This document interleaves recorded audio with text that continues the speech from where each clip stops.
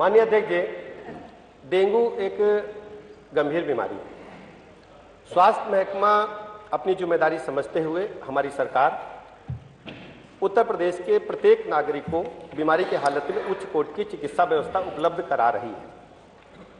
माननीय नेता प्रतिपक्ष ने जो सब्जेक्ट उठाया है, सभी पूरा प्रदेश देख रहा है, लाइव प्रसारण चल रहा है। 2017 से पहले अस्पतालों की क्या हालत थी और आज क्या हालत है, तुलनात्मक अध्ययन आप सबको करना चाहिए। दूसरा विषय,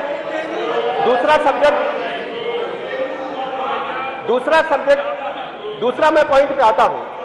जिस डेंगू के विषय को उठाया है, 2017 से पहले संचारी रोग अभियान के बारे में उत्तर प्रदेश में किसी भी सरकार ने पॉइंट नहीं उठाया था।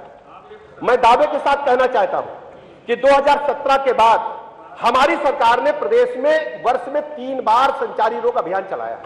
हमने 13 विभागों का समन्वय स्थापित किया है, 13 विभागों का समन्वय स्थापित किया है, जिसमें पंचायती राज, सुनिए प्लीज, नगर विकास। अब इनको अध्यक्ष जी संचारी रोग अभियान के बारे में ही नहीं पता है। दिक्कत क्या है, हमारे जो समाजवादी पार्टी साथी हैं, उनको क्षेत्र के बारे में ज्ञान नहीं है, उत्तर प्रदेश के डेवलपमेंट के बारे में ज्ञान नहीं है, उनके डीएनए में हल्ला मचाना है। आप सोचिए, आपने नियम बनाया है, पीठ सर्वोपरि होती, पीठ सर्वोच्च होती है, और मैंने नियम में पढ़ा है कि कोई भी व्यक्ति पर्चा, पोस्टर, बैनर लेकर के नहीं आएगा, और कोई सज्जन कुर्ते पे ही छपवा करके चले आए हैं। अब आपसे मैं कहना चाहता हूं, ये देखिए, उधर देखिए, खड़े हो गए। ये अराजकता है, ये अराजकता है गुरुदेव।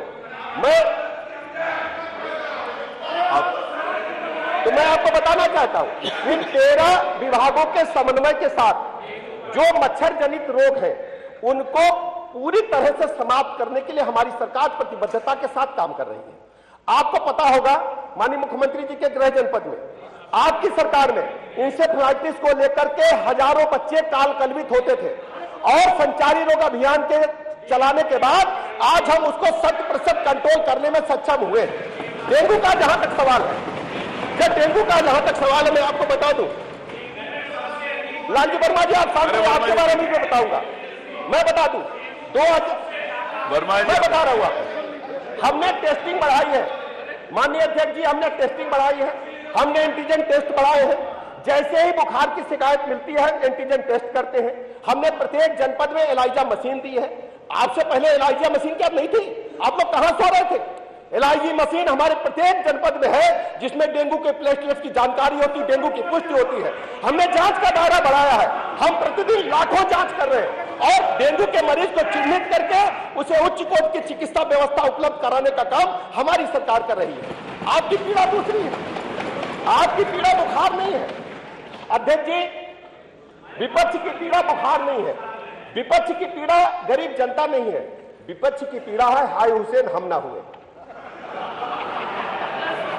हम लोग गांव में रहते थे, छाती ठोक ठोक के कहते हाय हुसैन हम ना हुए। पीड़ा इनकी यह है कि विपक्ष में बैठना नहीं जानते, राजकुमार इनको होश ही नहीं है कि लोकतंत्र में जनता सर्वोपरि होती है, जनता जिसे चाहेगी वही।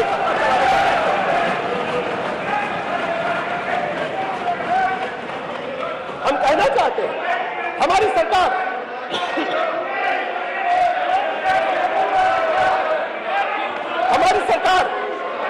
इसके लिए पहली बार अध्यक्ष जी, इसके लिए अध्यक्ष जी पहली बार, आपने कोई बात कही है तो उसका उत्तर भी तो सुनिए। नहीं, अखबारों को देखिए, अखबारों का संज्ञान और अखबार प्रदर्शित नहीं किए जाते मनोज पांडे जी, अखबारों का प्रदर्शन नहीं होता, आपको पता है, आपको मालूम है कि नहीं होता, उनको तो नहीं मालूम, आपको पता कि नहीं होता। बैठिए। डिसीज सर्विलांस पोर्टल बनाया है, प्रत्येक केस की हम निगरानी करते हैं, उसमें दर्ज करते हैं। हर नागरिक को यदि वो चाहता है, इस पोर्टल के माध्यम से एक एक मरीज का ब्यौरा हम एकत्र करते हैं कि कौन कौन मरीज डेंगू पॉजिटिव हुआ है। इससे पहले कभी भी प्रदेश में नहीं था, और इसमें साथ ही साथ हमने सरकारी और प्राइवेट अस्पतालों को भी इसमें शामिल किया है। और सबसे बड़ी बात यह है गुरुदेव, इससे पहले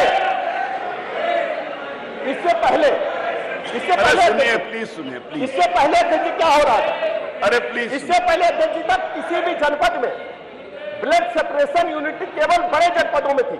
हमने 54 ब्लड सेपरेशन यूनिट लगभग सभी जनपदों में उपलब्ध कराने का काम किया है, जिससे ब्लड और प्लेटलेट को हम अलग कर सके। इसके अलावा अध्यक्ष जी, मैं नेता प्रतिपक्ष से पूछना चाहता हूं, डायलिसिस पहले केवल बड़े जनपदों में होती थी, आज हम 75 के 75 जनपदों में 10-10 बेड डायलिसिस के चलाने का काम कर रहे हैं। इसके अलावा हम प्रतिदिन अरे सुनो तो प्रतिदिन रविदास मल्होत्रा सुनो, प्रतिदिन 3-4 अस्पतालों का स्वयं मैं निरीक्षण करता हूं।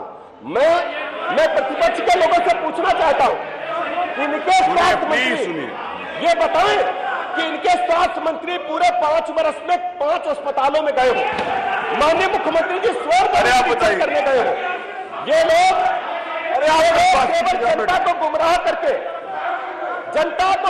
करके गुंडई और अराजकता के नाम पर लाठी और बंदूक के बल पर शासन चलाते थे। आज हम कह सकते हैं कि प्रदेश में कानून का राज स्थापित है। अस्पतालों में जाकर के प्राइवेट चिकित्सकों से बड़े बड़े अस्पतालों में जाकर के समाजवादी पार्टी के लोग चौथ वसूलने का काम करते थे, आज भी करना चाहते हैं और हम बिल्कुल नहीं करने देंगे, हम बिल्कुल नहीं करने देंगे। ये समाजवादी पार्टी के लोग ऐसा वसूलते हैं, हम चिकित्सकों को संरक्षण देंगे, हम संरक्षण देने का काम करेंगे। बैठिए प्लीज, बैठिए, बात सुन रही है, पूरी बात सुनिए। आपको अवसर देंगे बोलने, आपको मौका देंगे बोलने, सब लोग मत बोलिए, बैठिए।